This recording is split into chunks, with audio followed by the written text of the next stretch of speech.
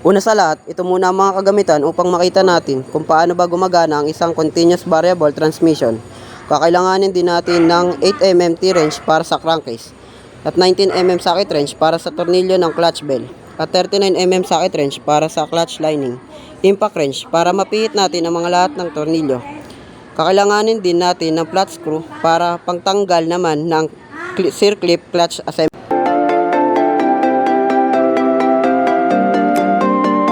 Gagamit tayo dyan ng 8mm T-wrench para matanggal natin ang mga bolts ng crankcase.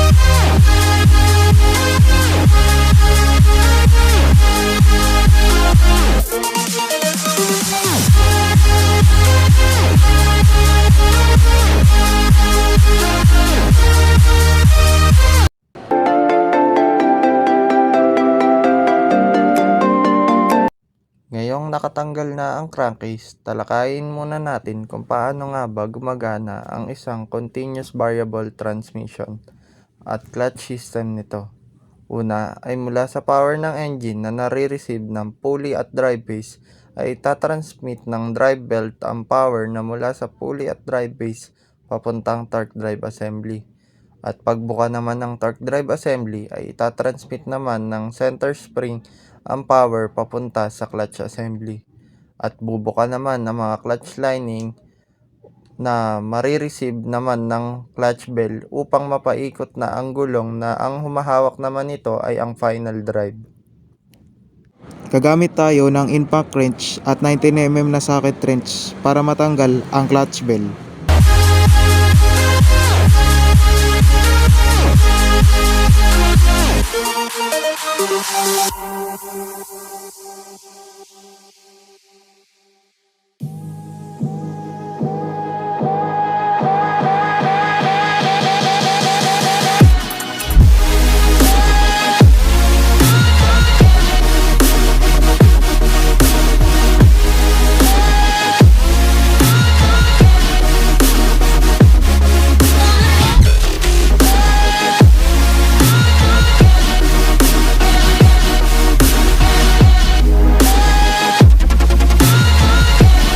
Sa pagtanggal ng torque drive assembly, kailangan mong pigayin upang matanggal ito sa primary shaft ng BCT.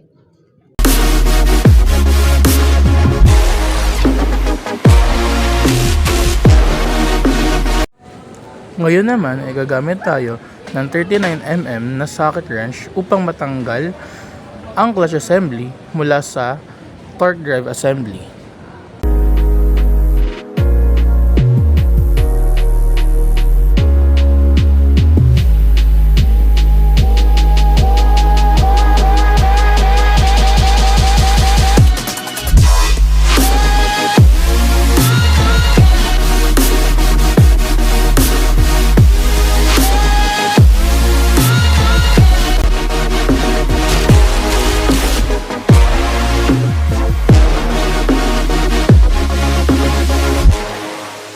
Gagamit naman tayo ng flat screwdriver upang matanggal ang circlip at matanggal natin ang clutch plate mula sa clutch assembly.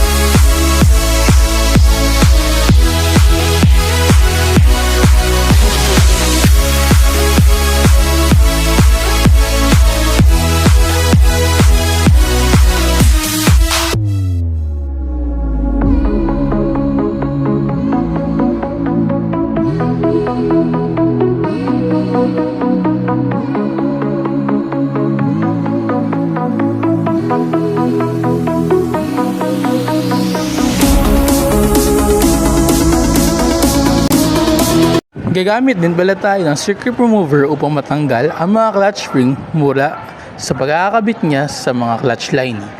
Hindi na namin ito sinama sa mga tools na ginamit sapagkat hindi naman ito yung proper tools upang matanggal ito. Dito rin mangyayari ang process na kung paano gumagana ang clutch system na ipinalawanag kanina.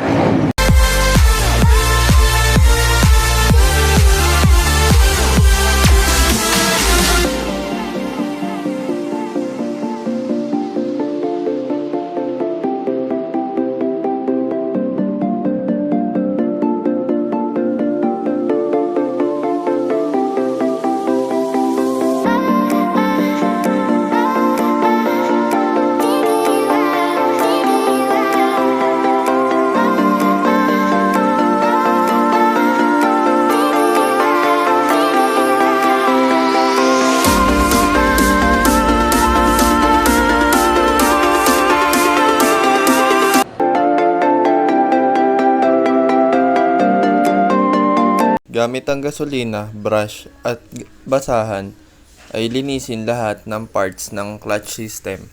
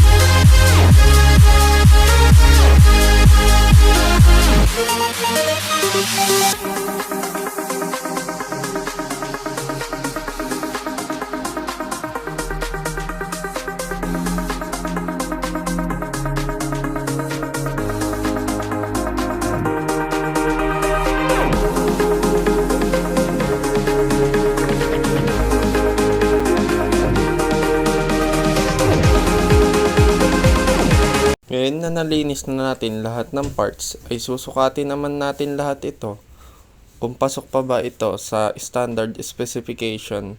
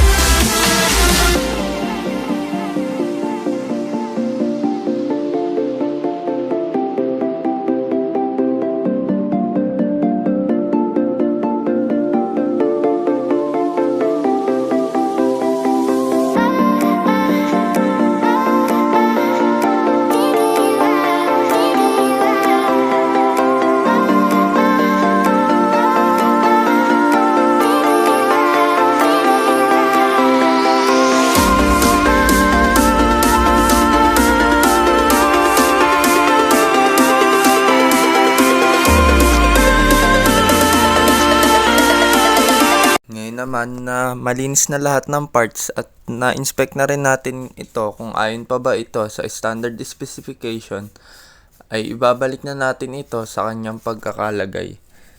At parte na rin ng maintenance at servicing ay gagrasahan na rin natin lahat ng bearing na meron ito.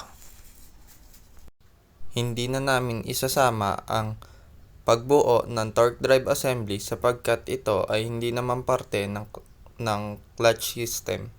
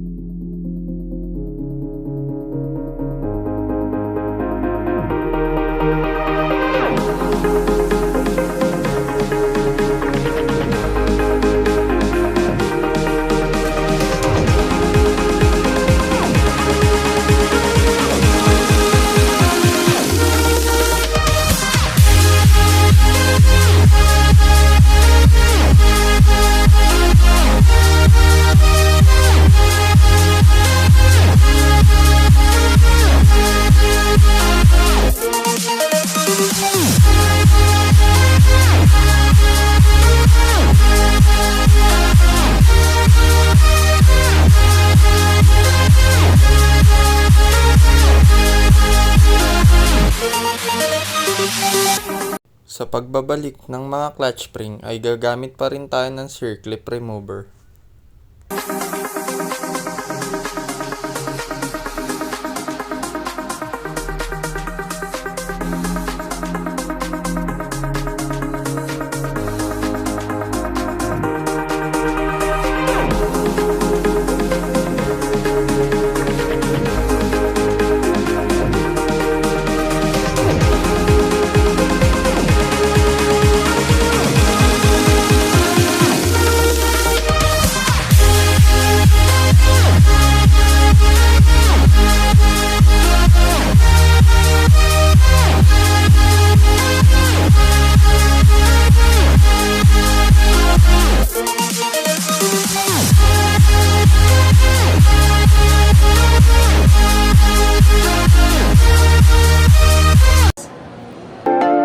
Sa pagbabalik naman ng mga circlip ay kailangan lang natin ng kahit anong panulak. Pero sa example natin ngayon ay gumamit ako ng circlip remover para itulak ang mga circlip papunta sa pwesto nito.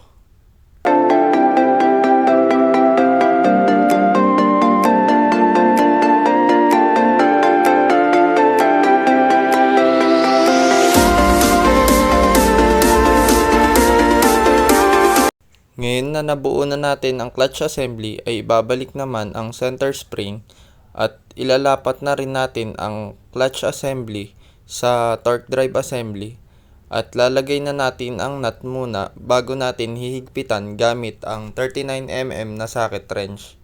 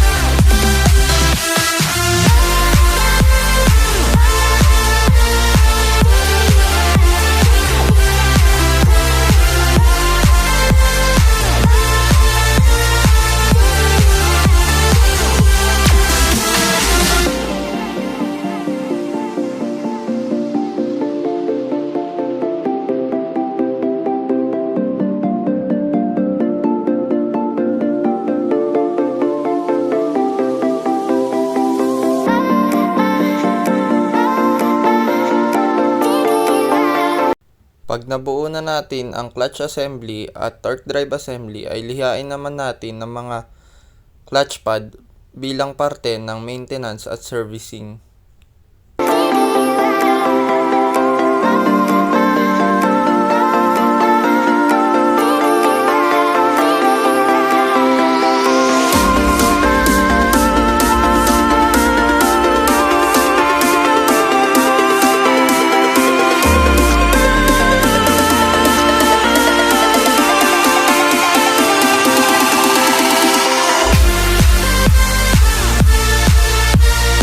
I-inspect na rin pala natin ng drive belt kung ito ba ay pasok pa sa standard specification at titignan natin visually kung may mga crack ba ang ating drive belt.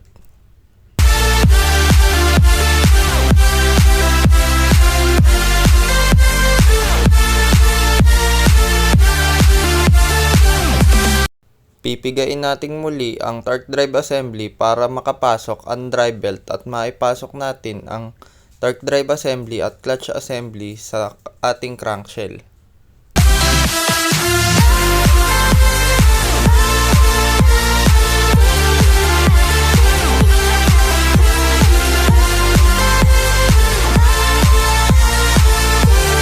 Bilang part pa rin ng maintenance at servicing ay lilihain natin ang clutch bell upang ito ay magkaroon ng contact pa rin sa ating clutch lining. At ibabalik na natin ito at lalagay muna natin ang 19mm na nut bago natin hihigpitan gamit ang 19mm na socket wrench.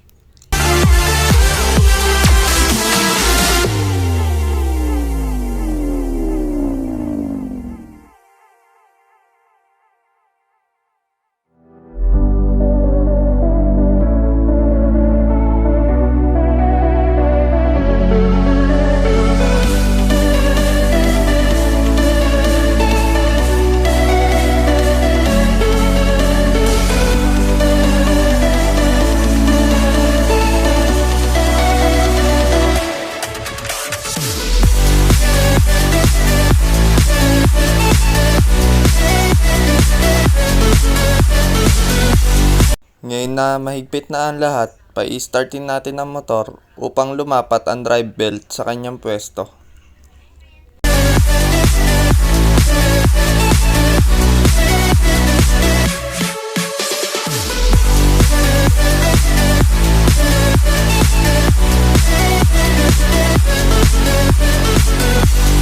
Kapag okay na ang lahat, ay babalik na muli natin ang crankcase at ipapasok na natin ang mga 8mm bolts at ihigpitan natin ito gamit ang 8mm na T-wrench.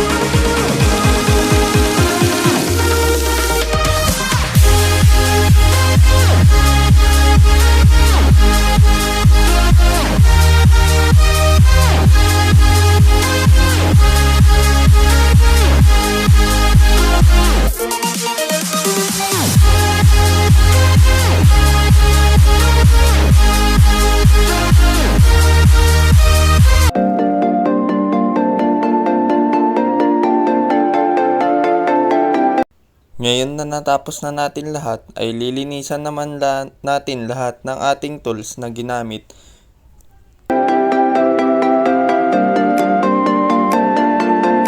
Una sa lahat, ito muna ang mga kagamitan upang makita natin kung paano ba gumagana ang isang continuous variable transmission. Kakailanganin din natin ng 8mm T-wrench para sa crankcase at 19mm socket wrench para sa tornilyo ng clutch bell at 39mm socket wrench para sa clutch lining, impact wrench para mapihit natin ang mga lahat ng tornilyo. Kakailanganin din natin ng flat screw para pangtanggal naman ng circlip clutch assembly. Gagamit tayo dyan ng 8mm T-wrench para matanggal natin ang mga bolts ng crankcase.